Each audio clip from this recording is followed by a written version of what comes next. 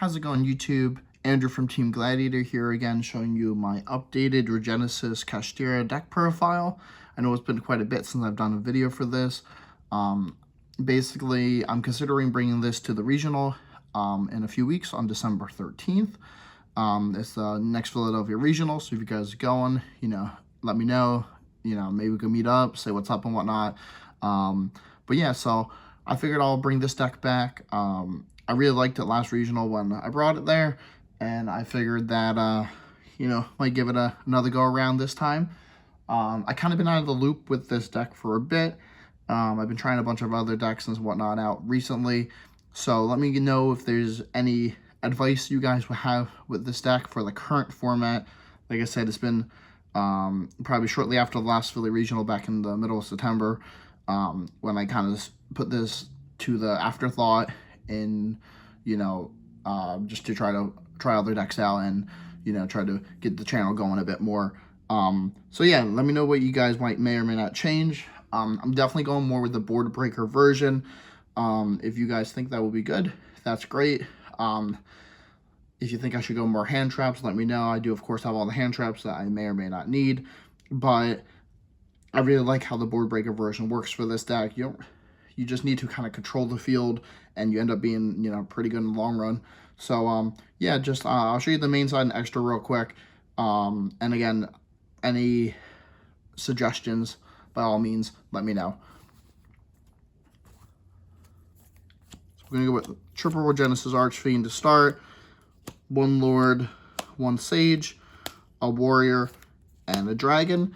We're not doing the new guy. He's not that good. I think he's very fun, but definitely not worth it playing in a competitive deck right now. But this is the package you're going with, 3 and then 4 one-ofs. And then for the Kashtira package, we're doing 3 Unicorn, 3 Fenrir. And then the only hand trap we're actually playing is triple draw and lock.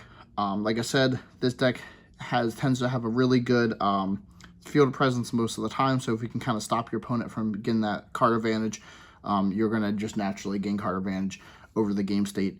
And the longer the each game goes, the better chance this deck always has of winning. So triple draw for the spells, triple Regenesis, triple code, and then the 1 cycle. I really like the cycle as a board break to get rid of 1 or 2 cards if Lord's on the field and you banish them, so that's really good.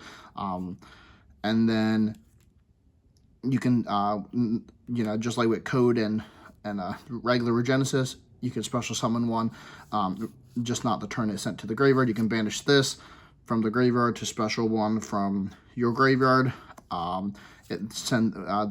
Banish this from the graveyard, just not the turn it's sent there. Special 1 of your banished Regenesis. And same thing with this, just not the turn it's sent there. You can special 1 from your hand. So it does kind of, at times, may or may not fix some of your bricky hands just to get your combos going. Then we have 3 of the field spell, along with 1 terraforming, and then 1 theosis and 1 Kashtira birth. Some of the board wipes we're playing, or board clearers, I should say. Both of these are really good for going first or second. They're Book of Eclipse and Lunar Eclipse. Going first, so you can just kind of protect stuff. Going second, again, you can just book stuff face down, clear the field, and go off from there. And then we're playing triple Extravagance and Prosperity, and then 1 Called By, just for consistency, and Called By is self-explanatory.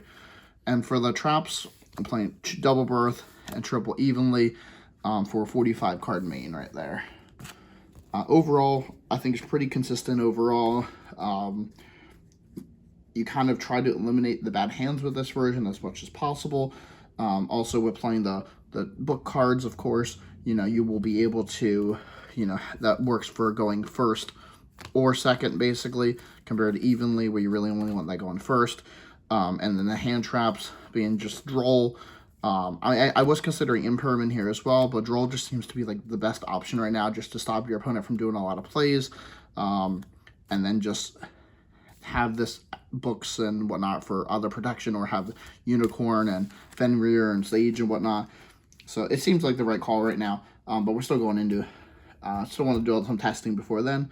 For the extra, playing a Big Eye, a Dracosac, the Red Eyes, the Dark Arm, Jujutsu, Typhon, Zeus.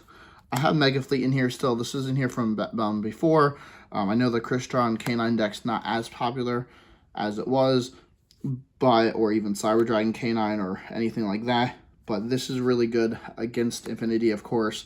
Again, I know it's not seen as much play as it was before, so this is probably an easy cutout. But this did come in clutch at the last Philly Regional, but I highly doubt I'll see much of that deck. So this is probably going to go out. One Relinquish Anima, just because you play Droll, SP, Phoenix, Unicorn, World Gears, Gorgon, and the Underworld Goddess. A couple other cards I am, of course, considering. You can, of course, play Access Code and some other guys. But just let me know what you guys think with that. Then we got double Lava Golem, triple Dark Ruler, double Regeki for the side. This is for when you are going second, of course. And then you're going first cards. Last Philly Regional, I made it very generic. Basically, I had it where every card in my side, I either put it in going first or I put it in going second. I did not care about matchups. I wasn't doing anything like that. I was trying to be as simple and as smart as possible. That was also like the first regional after the new time rules officially took effect. So people really didn't know what they were doing. So I was just trying to, do a quick side. And honestly, it worked out really well. So I'm thinking about just doing that again. So you have these 7 cards for when you're going second. And then for going first, you have triple Dragon's Mind, triple Warning, Solemn Judgment, and a Skill Drain. All self-explanatory. None of them really hurts you. They hurt your opponent way more than they will ever hurt you. And then Dragon's Mind, you can just reset it. So that's always really, really nice. Other than that, let me know what you guys think. Like I said, this is definitely a trying to get back into the deck type of video. Trying to get some ideas for it. Like I said, I've been playing a lot other decks recently. And I just feel like this deck, out of everything I've been playing, probably gives me the best chance to win and get the invite come December 13th at the Philadelphia Regional.